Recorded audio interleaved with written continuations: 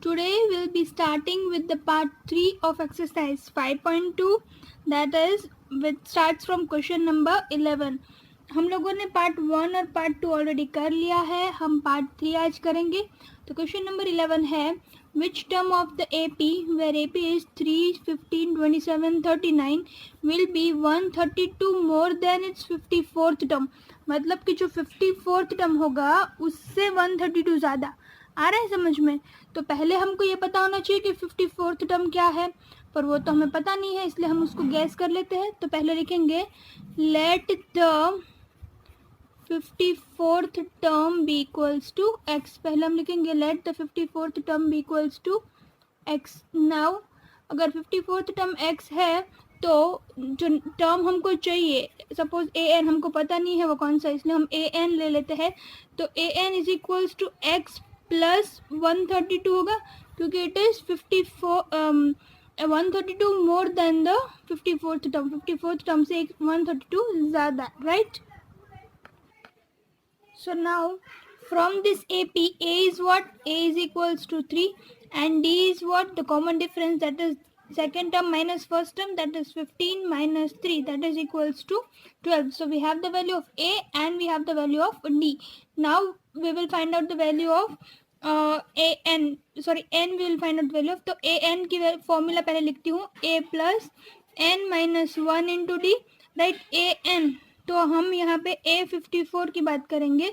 A क्या है? 3 plus 54th term की बात कर रही हूँ, इसलिए 54 माइनस 1 इंटू 12.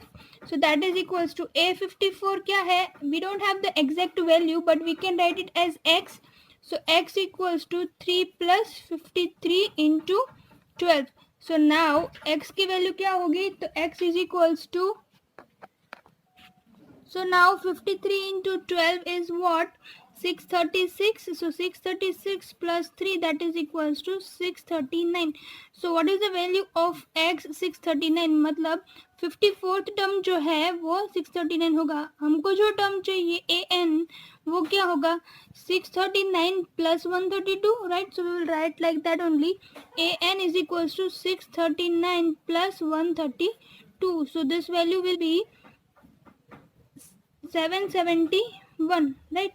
So now 771 है जो वो a n की वैल्यू है. What we need is, which is this term, right? So we will again write down in the formula. So the formula goes like this: a n is equals to a plus n minus 1 into d.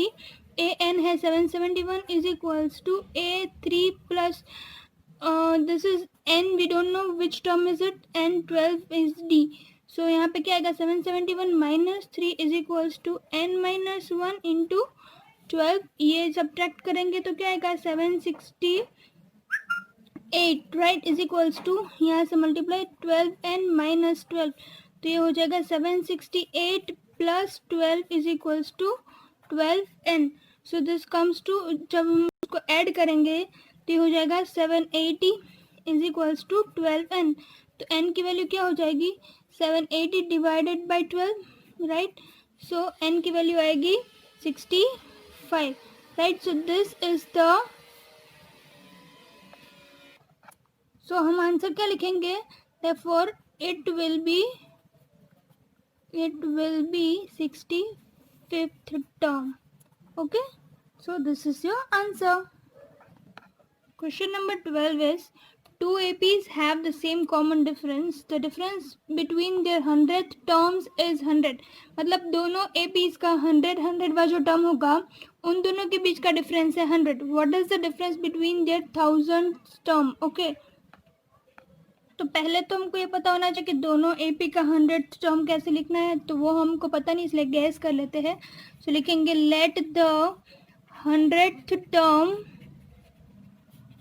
Of both APs be. दोनों AP का 100th term क्या होगा? एक का होगा A100 and दूसरे का होगा कैपिटल A100. अंडरस्टूड? सो उन दोनों को डिफ्रेंशिएट कर सकते हैं. तो एज पर द कंडीशन हम क्या लिखेंगे? As per the given condition क्या बोला है कि दोनों का डिफरेंस जो है 100 टर्म का, मतलब A100 minus capital A100 is equals to 100. दोनों के बीच का डिफरेंस कितना है? 100. अंडरस्टूड? ये हो गया. अब देखो A100 जो है राइट, उसको हम कैसे लिखते हैं हमेशा a plus n minus one into D. तो यहाँ पे a, राइट, a मतलब first term plus n minus one, 100 minus one मतलब 99d, ये इसका हो गया, माइनस इसका क्या होगा, इसका भी सेम, इसका कैपिटल A लिख लेती हूँ मैं फर्स्ट टर्म, तो a plus n minus one मतलब इधर पे भी 99 ही आएगा, into d is equals to 100, इतना हो गया। अब कैसे लिखेंगे, क्या होगा, a plus 99d minus a minus 99d is equals to 100। So ये plus 99d minus 99d cancel, क्योंकि दोनों के बीच का डिफरेंस जो सेम है वो क्वेश्चन में दिया हुआ है। तो क्या आएगा, a minus small a minus capital A is equals to 100। Okay, so ये हमारे पास आ गया that small a minus capital A is equals to 100। Okay, now तो इधर पे देखिए, यहाँ पे इसको इक्वेशन वन नहीं बोलेंगे, इसको बोलेंगे, क्योंकि ये तो हमें ऑलरेडी पता है। तो ये हमको मिल गया कि दोनों के फर्स्ट टर्म का डिफरेंस भी क्या है, 100 है, right. Now what they are asking, the difference between the 1000 term. Now 1000 minus capital A 1000 मतलब दोनों के 1000th टर्म का डिफरेंस क्या होगा, so that will be equals to, we will find it out now. पहले इसका क्या होगा, so that is a plus n minus one मतलब 999 माइनस a प्लस 999d, ये दोनों चीज हो गई। तो इसको कैसे सॉल्व कर सकते हैं, a plus 999d minus a minus 999d। So this is what capital A, here it will come because it is of the capital A 1000। okay, so capital A minus 999d। so देखिए इधर से क्या होगा, 999d plus और minus दोनों का, तो क्या हो जाएगा, सिर्फ capital A minus small a। तो वो हमको ऑलरेडी पता है कि capital A minus small a minus capital A is what, 100। तो from one what can we write it as 100, कहाँ से आया, फ्रॉम वन। इसका मतलब क्या हुआ, that A 1000 minus small A 1000 मतलब minus small capital A 1000 is equals to 100। इसका मतलब क्या हुआ कि दोनों एपीज का 1000th टर्म जो होगा उनके बीच का डिफरेंस कितना होगा, 100। Isn't it easy? Question number 13 is how many 3-digit numbers are divisible by 100। तो हमको यहाँ पे क्या चाहिए, 3-digit numbers, राइट, जो डिविजिबल बाय 7 हो, नंबर्स डिविजिबल बाय 7। तो इसके लिए हमको कुछ दिया नहीं है, मतलब कि कौन कौन से डिविजिबल बाय 7 है तो हम काउंट करके पता कर ले, वो हमको कुछ दिया नहीं है। तो हमें क्या करना है, पहले तो फाइंड आउट करना है कि नंबर स्टार्ट कहाँ से होते हैं, लाइक 3-digit नंबर कहाँ से स्टार्ट होते हैं, 100 से।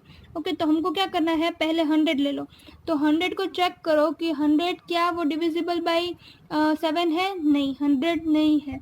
फिर चेक करो 101 डिविजिबल बाय है, तो 101 भी नहीं है। सिमिलरली 102, 103, 104 कोई भी डिविजिबल बाय 7 नहीं है। इन सबको हमको चेक करना है डायरेक्टली कौन सा डिविजिबल बाय 7 होगा, तो वो होगा 105। इसलिए हम पहला टर्म क्या लिखेंगे, 105। तो 105 इज डिविजिबल बाय 7। तो हमने चेक करना स्टार्ट कहाँ से किया, सबसे छोटा जो 3-digit का नंबर था 100, वहाँ से स्टार्ट किया, राइट। अब 105 आया, अब उसके बाद कौन सा होगा जो डिविजिबल बाय 7 होगा, ऑब्वियसली इसके प्लस 7 कर देंगे तो वो हो जाएगा ना।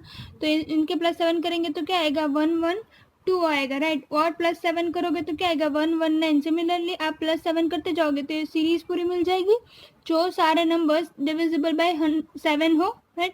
तो ये पूरी सीरीज है, हमको पूरी सीरीज निकाल के फिर ऐड मतलब चेक नहीं करना है कि कितने नंबर्स डिविजिबल बाय 7 है, पर हम क्या करेंगे, 3 मिल गया। अब हम लेंगे सबसे बड़ा number, what is the greatest number of 3-digit। 3-digit का सबसे बड़ा नंबर क्या है, 999, राइट। उसके बाद क्योंकि 1000 आ जाएगा जो 4-digit का नंबर है, तो हम 999 को चेक करेंगे कि क्या वो डिविजिबल बाय 7 है, पर नहीं, वो डिविजिबल बाय 7 नहीं है। सिमिलरली हम चेक करते जाएंगे, तो 999 चेक करेंगे, 998, 997, 996, 5 एंड एट लास्ट हमको मिलेगा दैट 994 इज डिविजिबल बाय, कौन सा नंबर डिविजिबल बाय होगा, तो 994 is divisible by 7, right. So now what we have the AP। अब जब एक बार हमको AP मिल गया तो हमको सारी चीज़ें मिल जाएगी, right. So let us check it. A की वैल्यू क्या होगी, A होगी 105, देन D क्या होगा, D होगा 112 minus 105, that is very obvious, that is 7, and the last term an is equals to what, that is 994. Now let us substitute all the values in the equation we have. So the equation is an is equals to a plus n minus 1 into d. So an last term क्या है, 994 is equals to a is what, 105 plus n minus 1, n की value नहीं पता क्योंकि वही तो हमें find out करनी है. तो हम कैसे लिखेंगे, 994 माइनस 105 इक्वल्स टू, यहाँ से मल्टीप्लाई 7n माइनस 7. तो इन दोनों को मल्टीप्लाई करोगे तो क्या आएगा, 889, that is equals to 7n minus 7. So 889 plus 7 is equals to 7n. तो 7n की वैल्यू क्या आई, 7n is equals to 994. 1 minute. So when we add it, the answer is 896, right? 896 equals to 7n. तो n क्या होगा, n is equals to 896 divided by 7, that is equals to 128. तो total कितने digits होंगे जो divisible by 7 है, तो 128. So at last we can write it that there are 128 3-digit numbers divisible by 7. Okay, 3-digit numbers divisible by 7. Okay, so this is your answer. Let us go to the next question. Question number 4 is, how many multiples of 4 lie between 10 and 250? So we need to know between 10 and 250. So 10 is not included. After 10, which is the multiple of 4? So we know that 4 3s are 12. So पहले क्या आएगा, sorry पहले क्या लिखेंगे हम, 12, right. 10 के बाद क्या आएगा, 12. 12 के बाद जो मल्टीपल ऑफ 4 है वो हम टेबल ही, 4 3s are 12, फिर 16, फिर 20, फिर 24, ऐसे ऐसे चलता जाएगा. और हम लास्ट टर्म अब चेक करेंगे कि कौन सा मल्टीपल होगा. तो वो क्या होगा, 250 डिवाइड होगा, नहीं 250 नहीं होगा, 249 भी नहीं होगा, 248 होगा. तो हमारे पास ए पी आ गया, जहाँ पे हमारे पास ए की वैल्यू है 12, d obviously 16 minus 12 4, and a n is equals to 248. Similarly यहाँ पे भी हमको ऐसे ही करना है जैसे हमने प्रीवियस हमने किया है कि हाउ मैनी मल्टीपल्स हमको चेक करना है, right. So we need to find out the value of n over here. So let us do it. So formula लिख लेते हैं, an is equals to a plus n minus 1 into d, that is equals to 12 plus n की value नहीं पता है, d है 4, an है 248. So it will be 248 minus 12 is equals to n minus 1 into 4. So this will be 236.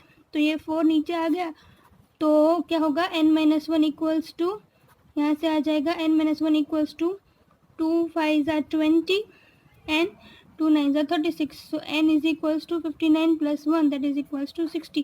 सो कितने terms है जो divisible by 4 है, तो देर आर 60 टर्म्स. ओके.